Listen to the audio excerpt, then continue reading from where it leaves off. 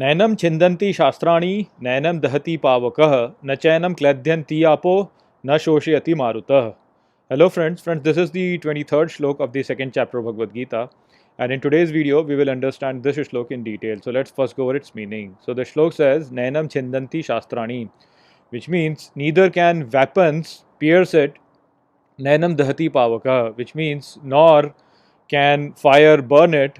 Nachainam Kladyanti Apo, which means and neither can water make it wet. Na Shoshyati Maruta, which means nor can air make it dry. So over here, Shri Krishna is telling Arjun that the observer inside us, which is called the Atma, which is eternal and unchanging, that one cannot be pierced by the weapons, it cannot be burnt by fire, it cannot be made wet by water, and it cannot be dried by air.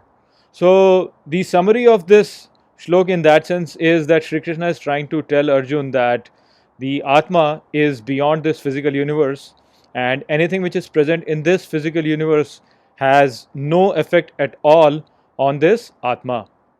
So the idea of this observer we have already discussed in the previous shloks, and I have made this clear to you that the recent experiments in quantum mechanics have shown to us that the observer is the one which basically brings the universe into existence. And the thing is that there is no event that can happen in this universe until there is an observer.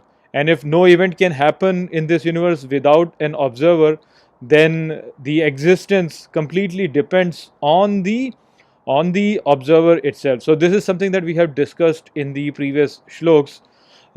So with that state of mind, and I mean this is something which most of us fail to understand because we think that this universe is absolute.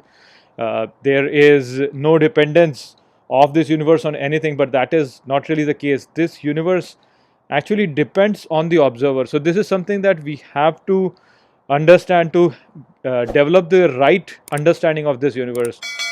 So if the existence, which is this universe, is dependent on the observer, and the event only happens when an observer has observed it, so in that situation we can clearly see that the whole physical existence is inside the observer, not the other way around. So in most of the traditions it has generally been thought that the Atma comes to this universe or it arrives in this universe.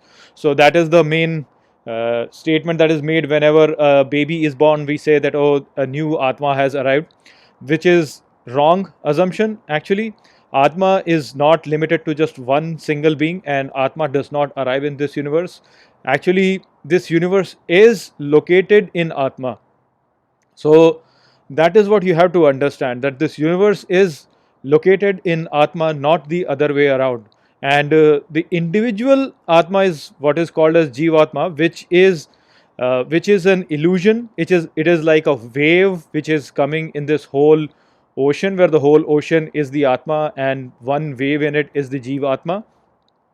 So once you understand this, that this universe is not something which is independent and that it is located in Atma, then it's pretty clear to us that anything physical in this physical universe cannot really do anything to this Atma, because this Atma is the source of this universe, and as soon as this observer, which is the Atma, is dismissed, the whole existence is going to get dismissed, and that cannot really happen because there can be nothing without existence. So that is the whole idea that is presented over here, that this physical universe has no impact at all on this Atma, because Atma is the thing in which this universe is located. So I hope I have explained this shlok well to you. With that, I'll close this video. I'll see you all in the next video. Take care.